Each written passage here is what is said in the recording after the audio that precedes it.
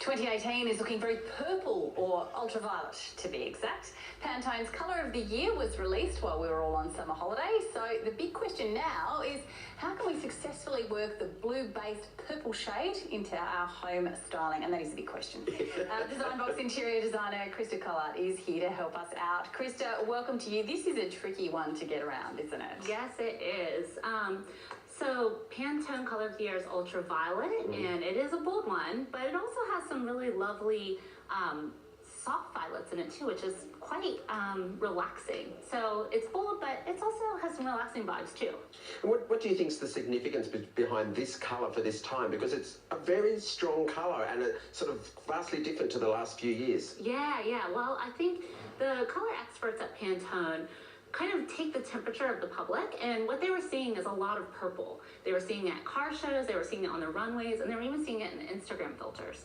And so they took that into consideration, and they also, I think 2017 was very much a tumultuous year, and there was a lot of social movements, things like the women's movement, Black Lives Matter in the US that were using purple, and so they thought, hey, this is kind of sticking around, and it's always been sort of a counterculture color anyway, and so I think it's reflective of where we were and where we're going. Yeah, go. Well, and how do we use it? Like, how does it work? Yeah, so again, it's bold, and so I think I think the natural reaction would be to use it in very small doses, although I think we're already starting to see designers play with it in bold ways on the walls and in the furnishings, but you can bring it in small ways as well with the homewares. Pantone actually offers a number of things on their site, like coffee machines, chairs and ottomans and that type of thing as well. We're seeing now, just with these beautiful overlay images, Krista, it's a beautiful soft colour actually that when teamed up with sort of smokier tones or greys, and it works really well with the metallics, doesn't it? Absolutely, yes. I just actually did a bathroom with some soft grey subway tiles and some brass fixtures, and I think that's one of those things where you may not want to do tiles in the color, but you can definitely bring in, and it would work lovely with greys and metallics and that type of thing.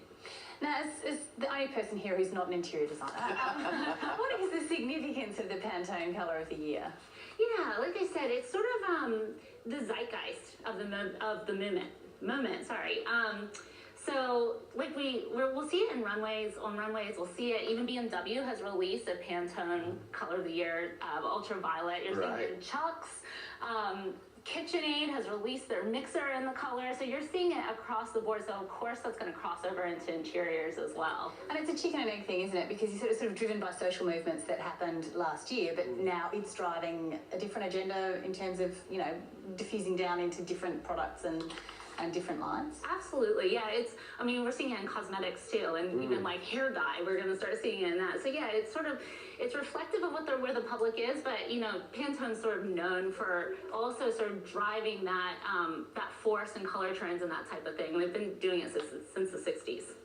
We're looking at the beautiful shot now. There's a coffee machine, and it's a really strong accessories. I mentioned to Sophie about like the armchair as an addition. So how can people, you know, average Australian homes, where do you think that's a great idea? You know, we're looking at some beautiful images now for them to include it. Yeah, so one of the things I've noticed a lot about Australian homes is we have this vibrant outdoor environment, right? We've got the beach and the sunshine, these gorgeous native plants, but we tend to like to keep our homes quite clean and our palettes quite neutral. So I think Aussies can actually have a lot of fun with this color. They can bring it in through artwork, they can bring it in through painting, and then of course the homewares like we talked about. So even if it's just a cushion or a throw or something like that, it can really shine in our kind of neutral palette. What does it really clash with? If you've got an existing colour scheme in your home, how can you know, what will ultraviolet really not work with? Yeah, I think you have to, it's one of those colors where I think you don't want to pair it with a whole lot of things, but you can definitely, you know, use the blue undertones. I think, you know, yellow is a good contrasting color. I wouldn't maybe pair it with red. Yeah.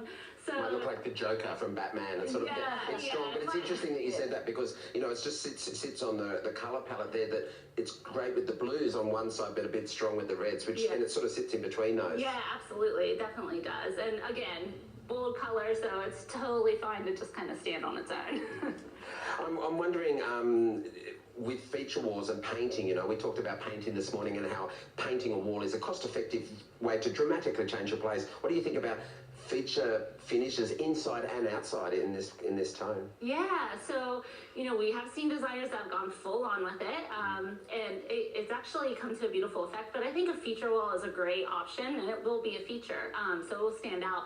But another really good option is just taking a sample of it to, whether it's Bunnings or Porter's Paints or whatever it is, they can always do just a fraction of the paint into your white paint, and that's a really good option for your bedroom because it has those gorgeous blue undertones, and so it's very calming, relaxing, which is when you're creating a sanctuary for your bedroom, that's kind of what you're after. So to get away from craziness of our busy lives. Absolutely. So you don't have to go the whole hog and buy a BMW. You can just get a nice lamp.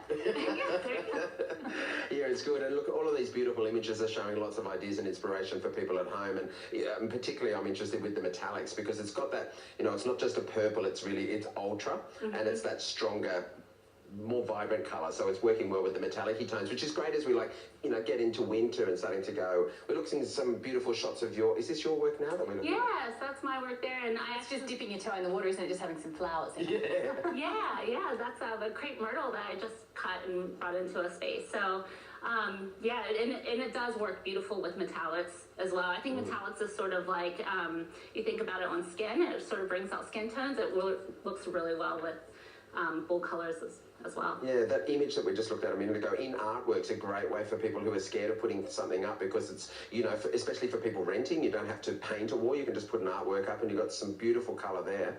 Yeah, definitely. And I always say you can go with the classics like Monet, which is like an ultraviolet wonderland.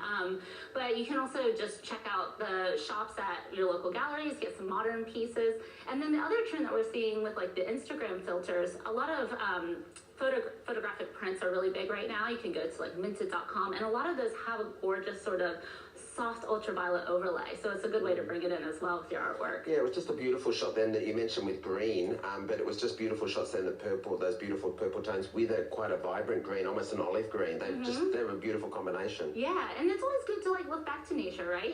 I mean, so many flowers come in this ultraviolet color, and it's with greenery, and that's what is so gorgeous. So it makes sense that we bring it into our interiors. Beautiful. Fabulous stuff. Thank you, Krista. You got us all inspired to paint the world purple. Thank you. Now, he's known as the father of modernist architecture in Australia and for his iconic buildings. But at the same time, Harry Seidler was creating a masterpiece of a home. He and wife Penelope created the prized Seidler House at Killara on Sydney's North Shore.